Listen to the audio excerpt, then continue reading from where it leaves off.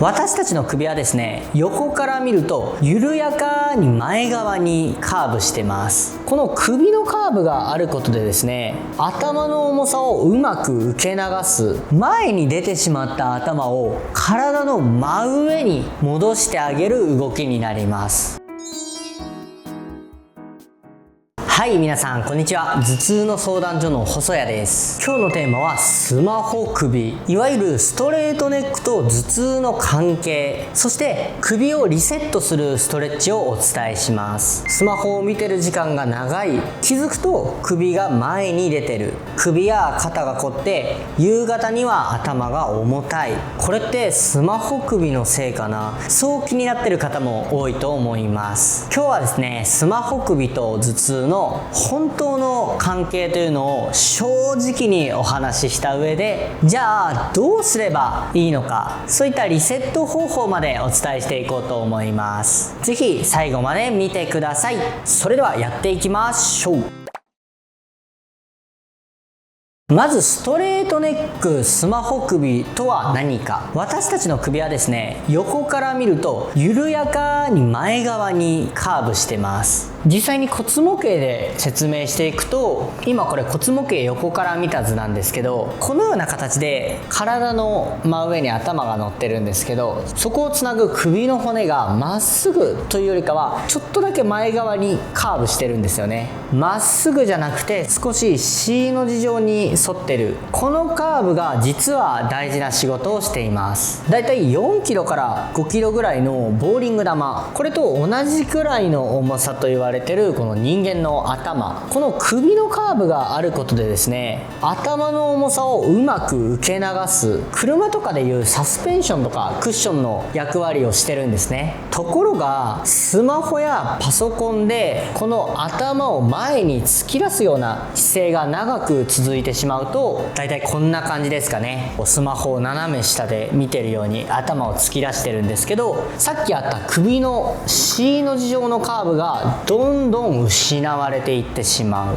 そして首の骨がまっすぐになっていってしまう。これがストレートネックスマホ首の正体です。ちなみにこのストレートネックというのは正式な病名ではなく、いわば状態を表す呼び名になってます。さてここで大事なことを正直にお話しします。よくスマホ首だから頭痛になるんだとか、矯正しないと治らないよとか、そう強く言われることがあります。でも実は姿勢がそのまま頭痛の直接的な原因だと言い切れるほど話は単純ではないんです。研究でも姿勢と頭痛の関係ははっきりこれが原因とまでは証明されてないんですね。例えばストレートネック気味でも頭痛がないっていう人も実はたくさんいます。じゃあ何が問題なのか。鍵はまっすぐな首そのものというよりは、その首がずっ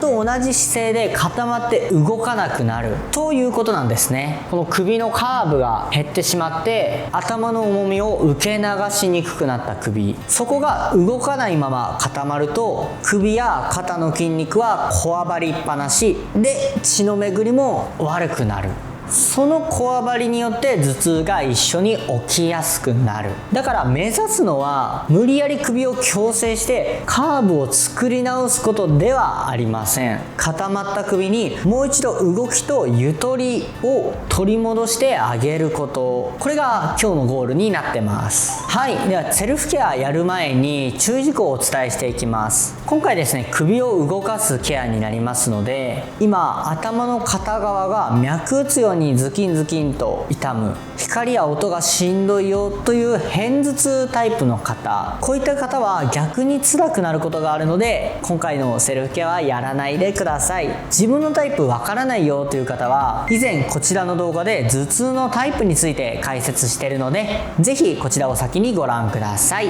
それとですね、腕や手にしびれがあるよという方、また力が入りにくいという方に関しては、首の神経の問題のこともあるので、自己流ののケアはせず一度整形外科を受診してください。それではセルフケア早速やっていきましょう。今回僕は立ったままでやらせてもらうんですけど、皆さんぜひ座ったままでも OK です。まずはですね、今の状態を覚えておいてください。顎を軽く後ろに引いてみて、シュッと引いてみて、この時顎が引きやすいのか、あとは首の後ろ側、ここが詰まる感じがあるか、そして首の軽さ、これを覚えておいてください。後で比べてみましょう。ではセルフケア1つ目、こちらが今日のメインの顎引きです。前に出てしまった頭を体の真上に戻してあげる動きになります。やり方は背筋は軽くスッと伸ばしましょう。そこからですね、この顎を水平に後ろ側にスーッと引きます。スーッと横から見るとこういう感じです。スーッスッとスッと。ポイントはですね、このスーッと引くときに顎を下げて下を向くんじゃないんですね。目線はまっすぐ向けたまま、顎だけを後ろにスーッと水平移動させて動かすイメージです。これやるとちょっとこの辺が二重顎ができると思うんで、この二重顎を作るようなイメージでやってみるとやりやすいと思います。そうするとですね、首の後ろ側、ここが軽く伸びて頭が背骨の真上に乗る感じ。顎をスーッと後ろに引いて、これを3秒間キープしてゆっくり戻す。これを何回か繰り返し行いましょう。ちょっと分かりにくいよっていう方はですね、人差し指を顎に当てて、この指から顎を遠ざけるように引いてみるとやりやすいです。この時あまり強くやりすぎないで、痛くない範囲、無理のない範囲で大丈夫です。そして2つ目はですね、縮こまった首の前側を伸ばしていきます。スマホ首の人はですね、頭が前に出る分、首の前側の筋肉が縮んで固まりやすくなってるんですね。今回は首の前側の筋肉でも強鎖乳突筋と呼ばれる筋肉、この強鎖乳突筋のストレッチをお伝えしていこうと思います。やり方簡単です。片方の手のひらを伸ばしたい側の鎖骨の下に当てましょう。ちょうどこの鎖骨がここにあるんですけど、この下あたりですねに当てます。で、当てた状態で少し下に引いて、この状態で手を当ててる側と同じ方向の斜め上を一旦見ましょう。斜め上見ましたか？そしたらこの状態で首を少し後ろ反対側に傾ける。斜め上向きながらですよ。向きながら反対側ちょっと後ろ側に傾ける。そうすると首のここの前側、この辺りが伸びてくる感覚があると思います。だいたい強さとしては気持ちよく伸びるなぐらいの感じで大丈夫です。結構デリケートな部分になるので、ぐいぐいやりすぎたりとか、もっと伸ばしたいから頑張ろうとか無理はしなくて全然大丈夫です。これを左右どちらもやっていきましょう。はい、ここで一つお願いです。首を自分でですね、ボキボキ鳴らしたりとか勢いよくひねったりするのはやめてください。これやると一瞬気持ちいいなって感じるんですけど、首を自分で勢いよく動かすのは稀に血管を傷つけるリスクがあります。あくまでゆっくり優しく、これが首のケアの鉄則になります。はい、それでは確かめてみましょう。最初にやったようにもう一度顎をまっすぐ後ろに引いてみてください。